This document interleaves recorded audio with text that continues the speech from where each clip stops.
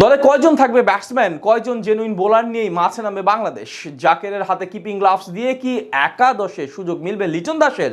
শুরু থেকেই কি মাঠে নামবেন তাসকিন? তাসকিন না খেললে কে হবেন বাংলাদেশের সেরা তিন পেসার? বিশ্বকাপের প্রথম ম্যাচের একাদশ নিয়ে আছে নানা প্রশ্ন। যুক্তরাষ্ট্রের মাটিতে সে ম্যাচে শ্রীলঙ্কার বিপক্ষে মাঠে নামবে বাংলাদেশ। লঙ্কানদের বিপক্ষে কেমন হতে পারে বাংলাদেশের একাদশ, তাই নিয়ে বিস্তারিত প্রতিবেদনে।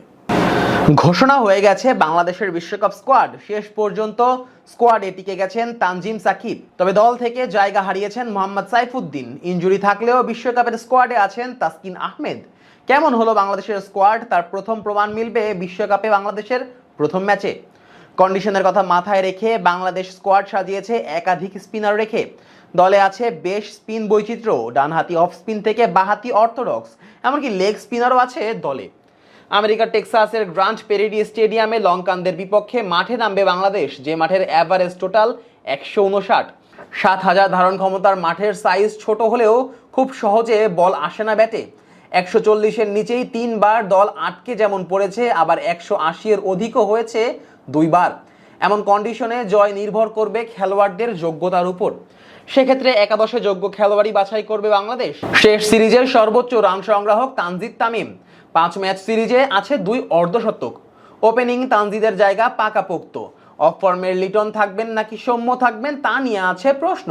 শেষ কয়েক ম্যাচের পারফরমেন্সে হয়তো সৌম্যই খেলবেন শুরুর ম্যাচ। নাম্বার 3-এ আসবেন অধিনায়ক শান্ত। শেষ সিরিজটা ভালো যায়নি, তবে শেষ ম্যাচে রান করে দিয়েছেন ফর্মে ফেরার ইঙ্গিত। নাম্বার 4-এ খেলবেন তাওহিদ হৃদয়। মিডল অর্ডারে বেশ ভালো ফর্মে আছেন এই ব্যাটার। 5-এ দেখা যেতে পারে বিশ্ব সেরা অলরাউন্ডার সাকিব আল হাসানকে। যদিও ব্যাটে সেরা অবস্থায় নেই সাকিব, তবু এই মুহূর্তে দেশে সাকিবের বিকল্প সাকিব নিজেই। নাম্বার 6-এ আসবেন মাহমুদুল্লাহ রিয়াদ। শেষ সিরিজটা দুর্দান্ত কাটিয়েছেন তিনি। তারপরের জায়গায় আসবেন জাকের আলী অনিক। শেষ ম্যাচে ক্যামিও খেলেছেন জাকের। এছাড়া লিটনের অনুপস্থিতিতে গ্লাভস থাকবে তার কাছেই। যদিও জাকিরের কিপিং নিয়ে উঠেছে প্রশ্ন, তবে এ যাত্রায় তার উপর ভরসা করা ছাড়া আর উপায় নেই। লোয়ার অর্ডারে রিশাদ হোসেন প্রয়োজন হলে প্রতিপক্ষের বোলারদের শাসন করতে পারবেন। এছাড়া লঙ্কানদের বিপক্ষে তার পরিসংখ্যানও বেশ দারুণ। ব্যাটিংয়ের পাশাপাশি বল হাতেও দায়িত্ব থাকবে রিশাদের।